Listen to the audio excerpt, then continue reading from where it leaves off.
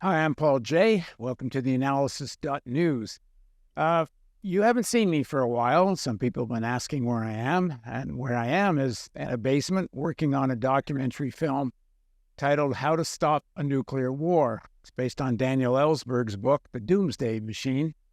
It's going to be narrated by Emma Thompson, which is pretty exciting. And we're at least a year away from finishing. So Talia's been doing more of the interviews, and we're getting great feedback about her work.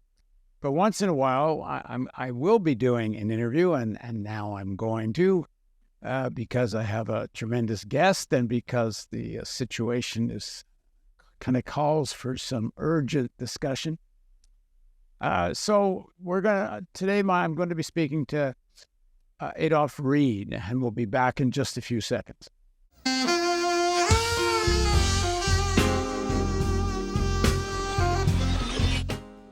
So Adolph Reed is an activist, an organizer, an academic, an author, and you can look him up. You'll see all his work. He's been criticizing the Democratic Party as long as I've known of him. In fact, probably longer than I've known of him. Even back in, I think it's 1996, he wrote an article which was one of the earliest to critique the up and rising Barack Obama, who was running for Senate. But I think his critique of Obama even predates the Senate run.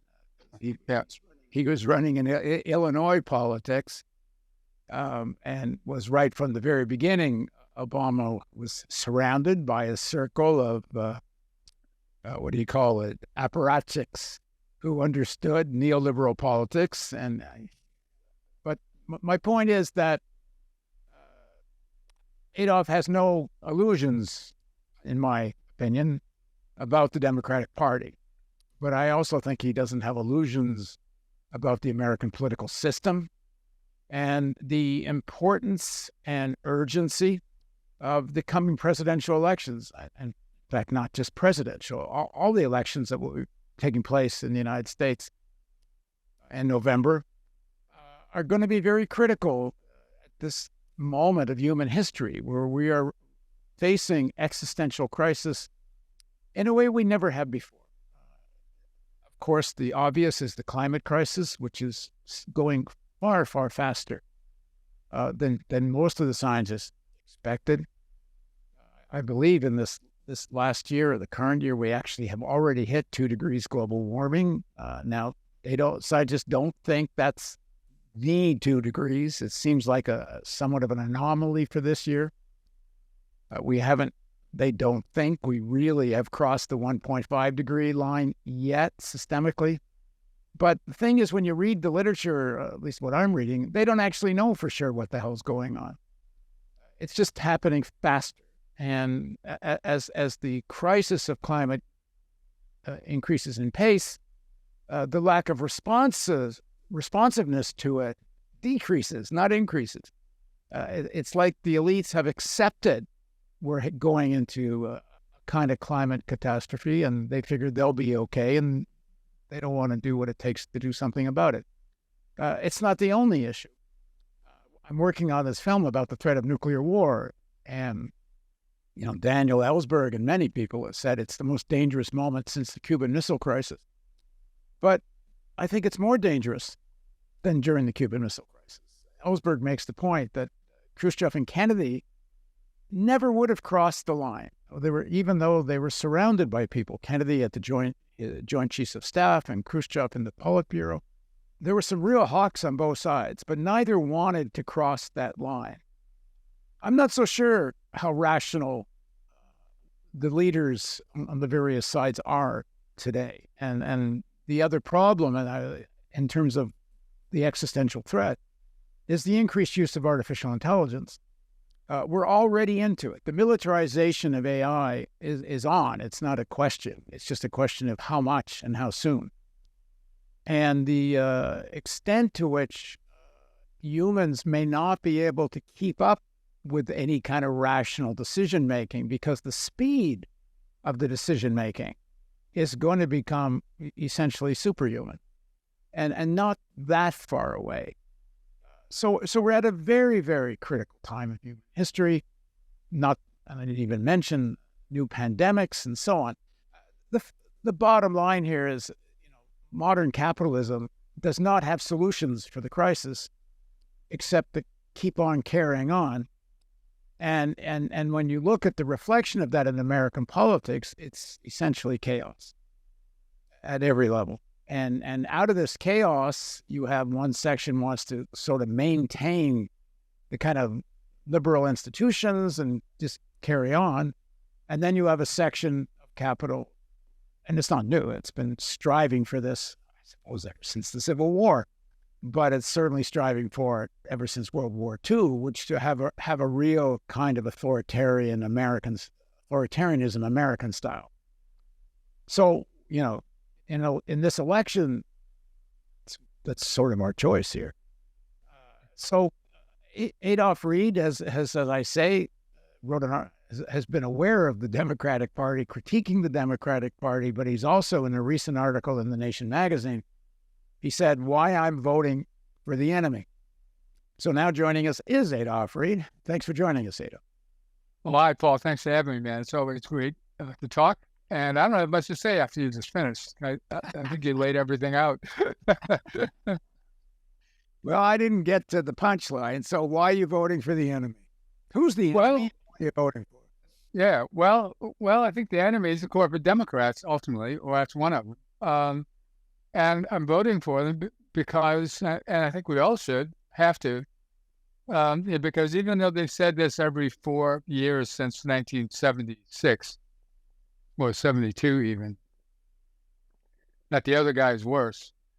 I mean, this time the other guy is that much worse, and it was so much worse that there shouldn't even be any discussion about sitting it out, or the foolishness of making a protest vote or whatever. I know it's tough, right? And frankly, that Nation column that I just did would have been much more caustic if it hadn't been for Gaza, and I had my eyes were on Michigan. Well, no Palestinian is likely to vote. Palestinian American is likely to vote for Biden cheerfully, and the lesser evil argument often doesn't seem to cut much ice.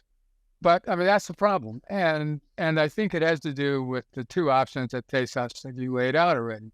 I mean, like, the Democrats aren't going to do anything serious to address the environmental crisis, right? I mean, I think it should be clear now that there's absolutely no way even to address it seriously, right? Much less to succeed within capitalism. And so what does that mean? Well, I mean, that means that we have to look beyond all the half measures, all the misdirections, all the carbon credits and the rest of that kind of foolishness, and the win-win options that liberals will lay out before us, and will get enchanted with themselves, and to start seriously trying to build a national and global movement that we need to address the global climate crisis seriously, which means also combating capitalism. And on the domestic political scene, and this is also as a global manifestation. I've sometimes been comparing the political moment to a T intersection, where you come up to it and there are only two ways to go, and there are two diametrically opposed directions. And in this instance, either we turn right toward authoritarianism of whatever flavor, or turn left towards something that looks more like social democracy at its best. It seems ever more likely that neoliberalism, as we've known it for the last 30 years, has finally gotten to a point where it's no longer capable of delivering enough to enough of the population to continue to legitimize itself as a nominally democratic system. There was an article in the Times a couple of days ago, or maybe even Forbes, that only 5% of apartments in New York City are affordable for people with a median income. And we were talking about this before, but like people like Thiel and Musk and the like are prepared to use this well-worn combination of scapegoating, as I've sometimes described it, as like a pickpocket's misdirection to catch the attention of the gullible masses out there, and you do moment to sort of push through and destroy all of the social protections, all of the democratic institutions that we've won. Yeah, I have no expectation from Biden or the other Democrats. And one of the reasons that we're in this position that we're in now is that at least since Jimmy Carter, the Democrats haven't had anything to offer working people, period. And Tony Mazzocchi, my good friend and comrade, said decades ago that that neoliberalism can't hold, and if our side and I mean the Democrats aren't going to offer anything credible to people, and if our side, that is the left, can't come up with credible alternatives and ways forward to offer the great mass of working people in this country, there are much more dangerous forces out there in society that will do that. So what I'm talking about is not just a failure of the Democrats. I wouldn't even call it a failure. They're doing what the Democrats do, but there's a failure of the left to engage in the kind of old-fashioned CIO-style organizing that we need to have to be able to connect with people that don't already agree with us about everything. And they failed to do that too. And I'll conclude on this note that every 4 years since 1996, at least, or maybe even 1992, we get to this point, or a little earlier, say a year and a half out from the national elections. And a lot of people on the left start getting worried, freaked out, saying, and they don't like the options that seem to be available for us in national politics.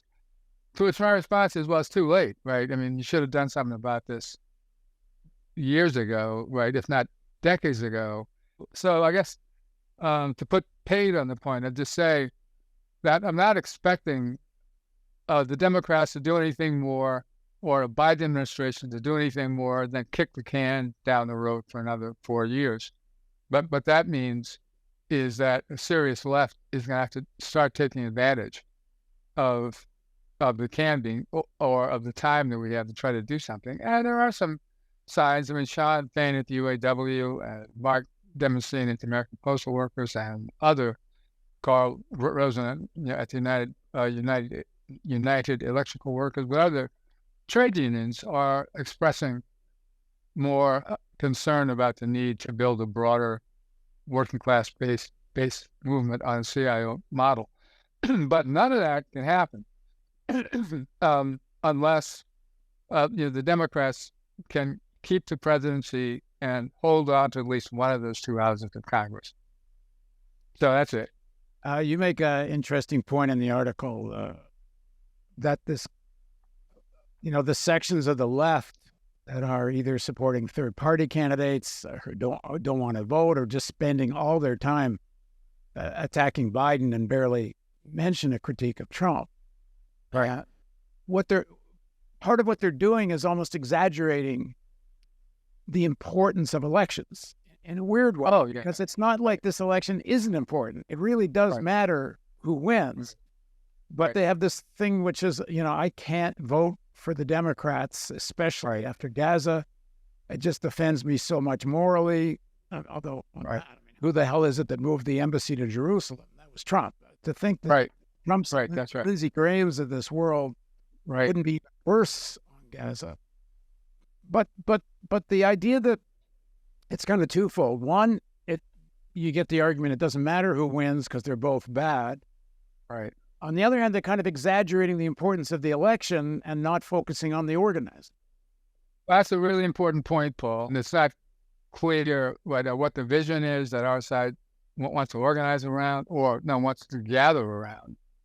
Um, so, like, so there's a need. I wouldn't even call it revitalization. There's a need, though, a really pressing need for people to get out and start trying to connect with other people who work for a living in this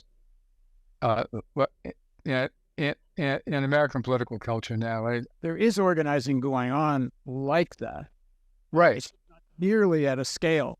There are people out knocking on doors, and there are people organizing, and certainly there's been a lot more movement in the unions. Yeah. But it's not at the scale we need, and the people that get a lot of visibility in terms of internet, YouTube's, all the rest, the pundits of the left. Right.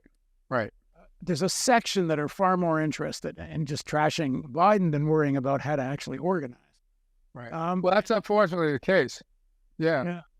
And I've been just recently, I would mention to you just before we started, I've been interacting with one of the AI platforms. Right. Yeah. And I'm just blown away how advanced it is already. And now I'm understanding what happened last time Trump won, because that was the beginnings of it. But the secret sauce of the far right is the alliance with tech billionaires.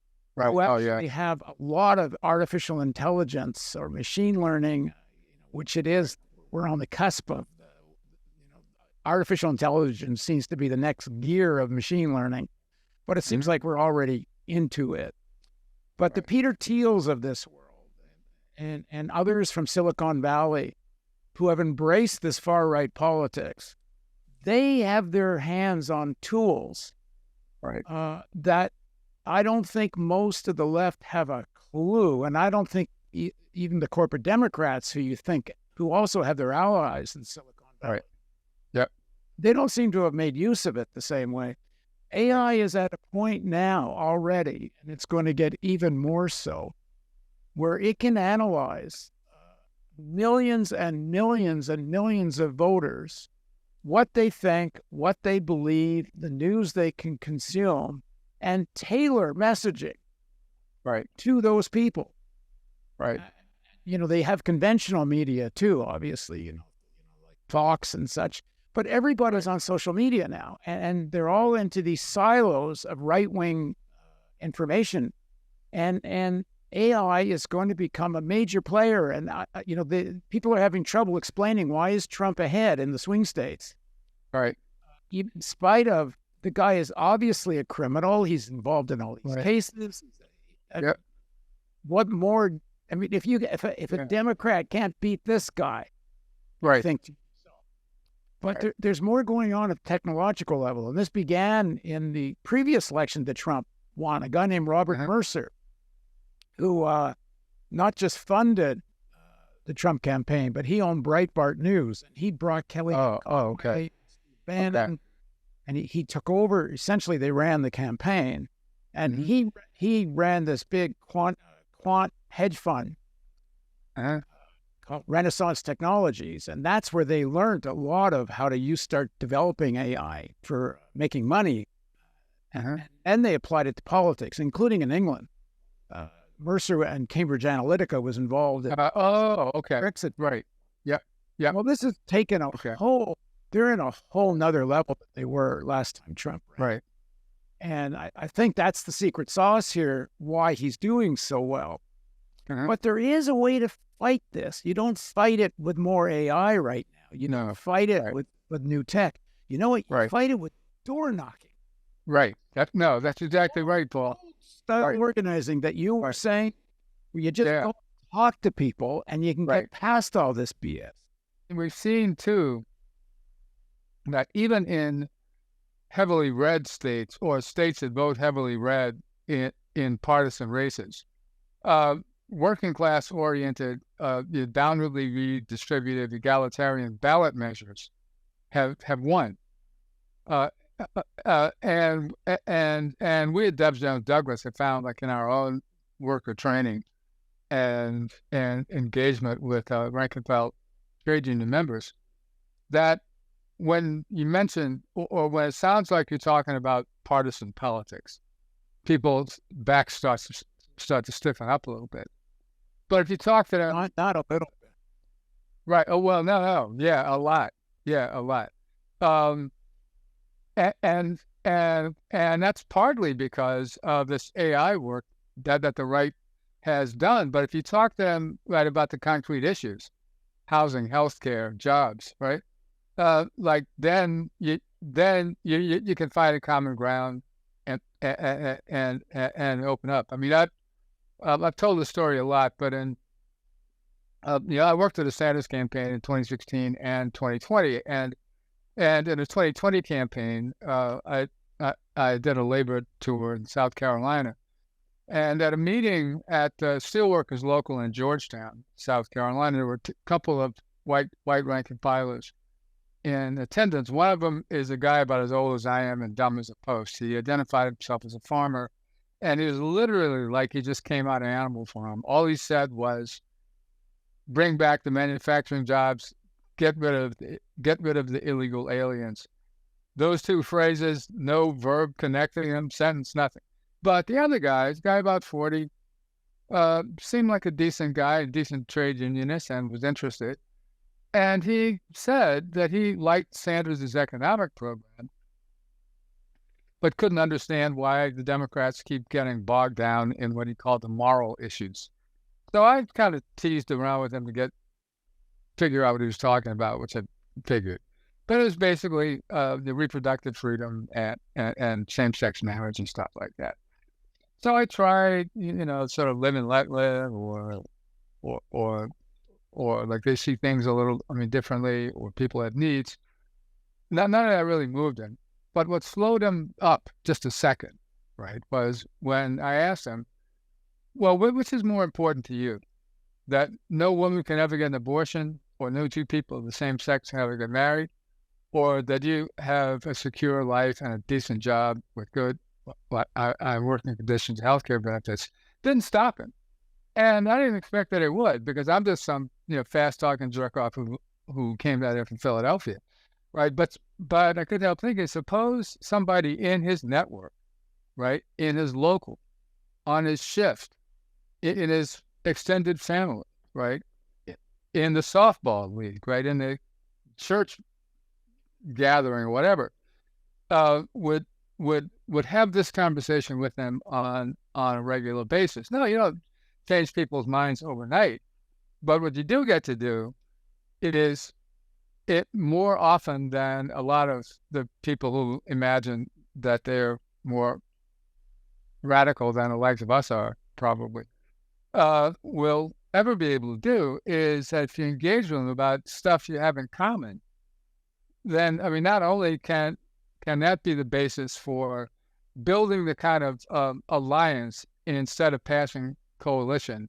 that can be one of the building blocks of a movement. I remember this was like probably even before the Labor Party founding convention. I was at a UE convention in Milwaukee, and the representative from the Workers' Party in Brazil was there, to talk about their experience. And in addition to mentioning that they were in existence for a number of years before he ran a candidate for anything, he also stressed what he described as the difference between a coalition and an alliance. And a coalition is when groups come together around an issue and they disperse, or they may or may not disperse afterward. But the alliance is something that the Reaganite right had actually been able to do, because they worked on it for 16 years after Goldwater got beaten, was that you put together a set of issues that's such that, say, if I'm a holy roller who doesn't care a thing about capital gains tax, and say, if you're a libertine Silicon Valley cocaine snorting person who doesn't care about Jesus at all, right? What you want politically is to fashion a relationship such that I will fight for your right not to pay capital gains taxes, like even though I don't have a pot to piss in, because fight as hard as I would fight for that, or fight as hard for that as I would fight for outlawing even thinking about abortion, because I understand that you're getting what you want is a necessary condition for me to get what I want, and vice versa, right? And that's the kind of solidarity or the kind of movement that we need to try to build on the left. But we can't do that if the way we approach politics is that we all get together in a room, and then the first thing we do is like go around the room and make sure we all understand what we don't have in common. Right now, I've been watching this going on for 30 years now, and I've been asking people for 30 years, well, how do you expect to get from that point to having the solidarity that we need to build the kind of fighting force that we need to have? But that's not what it's about for people. And that goes back to this problem of the left being about performance and taking moral stands in public. Now, let me add to what you're saying. When I said there are people out there organizing, there are knocking on doors, there are people working in unions. But I've talked to people doing a lot of that door knocking, and it's mostly electoral politics, which is okay with me, with a big but. And before I get to the but, I've also talked to people who are, have joined, gotten jobs at Amazon and other places, or trying to organize within unions or allies. Yep. And in both, I can't generalize everyone, because I'm sure there's people who are not doing what I'm about to say. Okay. They don't tell the whole story. So the people out there voting, knocking on doors electorally, they wind up defending the Democrats. Right. And they defend the Biden record. Even, people who are left and have critique, they still wind up with the speaking points they've been given to say when they knock on the doors. So if you get someone who doesn't like Biden and the Democrats, and mostly for pretty good reasons, you just sound like a partisan hack. Right. No, that's so true. People who are organizing in unions, and they say, well, we got to start just with talking about working conditions and fighting for contracts and this and that, which of course you do, but this all is about, are we going to advocate class consciousness or not?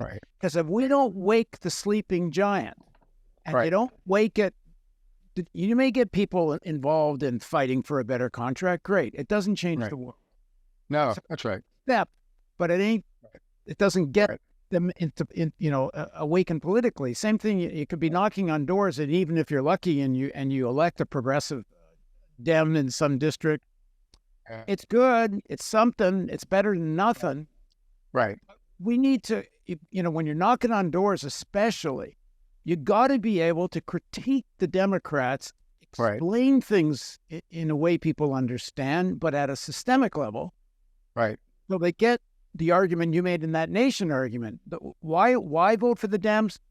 Right. Well, one, there is something about defending these liberal democratic institutions. You're not supposed to say that as a lefty and all the rest. But the fact that we're sitting here having this conversation and not being sent to jail afterwards, it ain't nothing. No, look, you're so right. And I was a kid in the McCarthy era. Right. And I was a kid in the people that don't get what that is. Oh, no, not at all. Not at all. And especially like, being a kid in the McCarthy era in a family that actually had connections to people who were being persecuted on a regular basis. Right? Yeah, me too. I'm the same. Yeah. So, and that does mark a big difference, right? Because, we're going back to Occupy, right, for instance. I was struck at how many of the radicals or the anarchoids or whatever the hell they were as a rule. And frankly, there's a little bit of this in Black Panthers too, that how the rhetoric of denouncing the fascist state or the repressive apparatus would come easily to the tongue, right? But you could tell by people's practice that they didn't really take it in, right? It's like, right? Yeah, you talk about fascist America, but you Right. go around, you don't really believe it by the way you're acting. Exactly, that's exactly right. And I think that was especially true with the Occupy people. Like a lot of them, even trying to, or some of them tried to organize actions on the internet. I think, wow, okay, but that's a problem too. So, and I'm not trying to say, well, like you need to be like us, right? I'm all leftists but the fact of the matter is that what it comes down to is what you think the possibilities are for reforming capitalism. And I think way too many, and I think this has to do, like this is another conversation about the limits of social democracy, but I think way too much of what we now understand to be the left has been anchored in the academy, or elsewhere in the professional managerial strata, and also yearns for what we now are supposed to understand was the marvelous compact that was formed on both sides of the Atlantic after World War II. Not ever thinking that, well, like this was a truce that was kind of imposed on our side after defeat, basically. But that alters the way you think. And I'm not saying that the gains of the post-war decades were chimerical, but they were also flawed enough in a way. But I will say this, and pardon me for the plug. Well, no, I'll proudly make the plug. But the Douglas Institute does worker trainings, right, around political issues, basically. And what and our listeners can find a website at djdinstitute.org, and our podcast, Class Matters Podcast.org. We've done 14 of them now. But one of the greatest compliments I think we've gotten, like we did an abbreviated briefing session for leaders of the Philadelphia Central Labor Council. And by the way, the Philly CLC was the only one that actually had a Meet the Candidates forum like in 2020, instead of just jumping on board with Biden. But when it was over, one of the leaders of the CLC said, and like this was on a healthcare crisis when we did, that the way you could sum up our training is how to turn class rage into class consciousness. And that's what the job of the left is supposed to be. And that's what we all should be trying to do, especially, and this is something else, right? I'll just say this about, it's another kind of illustration of what happens when like Marxists cut connections to class struggle. And I don't mean out in the street practical connections. I mean theoretical connections, right? They don't, that class struggle is a not a central epistemic premise around which they do their thinking, and it works. But that you've probably had arguments like this with people too, who would say that, well, to raise the specter of fascism or even authoritarianism is alarmist and is over the top, because the conditions that would induce the bourgeoisie to support fascism don't exist. To which my response has been, look, they can get behind it when they think they have to. They can also get behind it when they think they can do it and get away with it. And like those are kind of at two different ends of the continuum. And we're certainly at that think they can get away with it end. But I mean, even now, right? I mean, I think it's a crapshoot as to how the bourgeoisie is going to come down, and the signal that we're getting from these articles about how more Wall Street are starting to move toward Trump is if they understand that they'll be okay either way. And so there's no real sense for that sort of cross-class alliance or any of that kind of stuff. Now, I mean, I frankly don't think there ever was, but anyway, yeah, I think that's where we are right now. So that leaves you with, even though that you're saying there's no place for cross-class alliance for their own interests, the Democrats, I think it's because of the urban vote. Right. There is still some liberal democratic institutions. Right. You can still speak about this stuff without getting arrested, although if you're on campus and it's about yeah, tell me about it. But at any rate, let's do a part 2. So I'm going to end this. Okay. And then we're going to pick up about the politics of Gaza. We're going to continue this conversation about just what is the attitude should class conscious people, workers, others have towards the elites. I actually think there is some possibility on some issues where we might see some rationality from the elites. Sure, for their own interest. But, right. I think there might be some possibility. I think if there isn't, we're dead. Given where things are at with weakness of the movement. At any rate, thanks, Adolph, and join us for part 2. And thanks for joining us on theAnalysis.news. If you like what we do, click the donate button.